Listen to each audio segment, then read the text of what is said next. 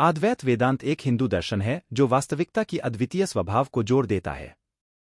इसे शिक्षा दी जाती है कि परमार्थिक वास्तविकता, ब्रह्मा, सभी द्वंद्व और भिन्नताओं के परे है, सहित व्यक्तिगत आत्मा, आत्मन, और सार्वभौमिक आत्मा, ब्रह्मन, के बीच के भिन्नता के परे।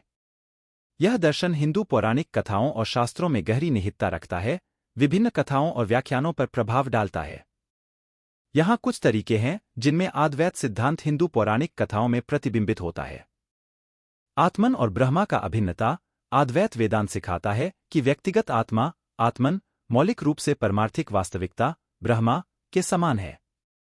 यह अवधारणा हिंदू पौराणिक कथाओं में उन कहानियों के माध्यम से परिचित है जहां व्यक्तियों को अपने वास्तविक स्वरूप के रूप में ब्रह्मा के रूप में उपलब्ध होने का अनुभव होता है।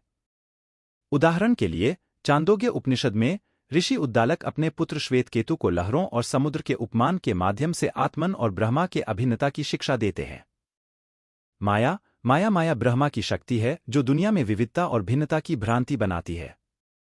अद्वैत वेदांत के अनुसार विश्व अंततः वास्तविक नहीं है, लेकिन यह माया द्वारा प्रकट की गई भ्रांति है। यह विचार हिंदू पौराणिक कथाओं में उन कहानियों के माध्यम से परिचित है जहां देवताओं, ऋषियों या खोजने वालों को विभिन्न परीक्षणों और चुनौतियों का सामना करना पड़ता है, अंततः दुनिया की भ्रांति की निर्मिति की अद्वितीय स्वभाव को महसूस करते हैं। लीला, दिव्य नाटक। अद्वैत वेदांत संपूर्ण ब्रह्मांड को एक दिव्य नाटक या ब्रह्मा के प्रतिक्रियात्मक प्रकटीकरण के रूप में देखता है। यह अवधारणा हिंदू पौराणिक कथाओं में देवताओं के और देवियों के कथाओं के माध्यम से प्रकट होती है जो ब्रह्मांडीय नाटक का हिस्सा हैं। भगवद गीता, हिंदू दर्शन के महत्वपूर्ण पाठों में से एक, कुरुक्षेत्र के युद्ध भूमि पर अर्जुन को भगवान कृष्ण के उपदेश के माध्यम से दिव्य नाटक की अवधारणा को प्रस्तुत करती है।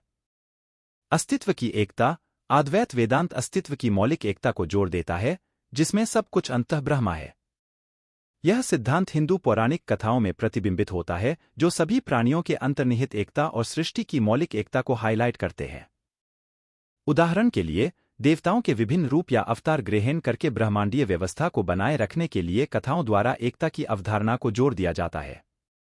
मोक्ष, मुक्ति। अद्वैत वेदांत के अनुसार मोक्ष, मुक्ति, ब्रह्मा के वास्तविक स्वरूप को समझकर और जन्म और मृत्यु, संसार के चक्र को पार करके प्राप्त किया जाता है। यह विचार हिंदू पौराणिक कथाओं में आत्मा के अवधारणा और स्पिरिचुअल अभ्यास, ज्ञान या दिव्य कृपा के माध्यम से प्राप्ति की कथाओं के माध्यम से प्रतिध्वनित होता है। समग्रतः हिंदू पौराणिक कथाओं में अद्वैत वेदांत के दार्शनिक सिद्धांतों को प्रतिबिंबित करने वाली कथाएं और प्रतीक हैं, जो वास्तविकता, चेतना और मोक्ष के स्वभाव के गहरे अन्वेषण का महत्वपूर्ण द्वार खोलती हैं।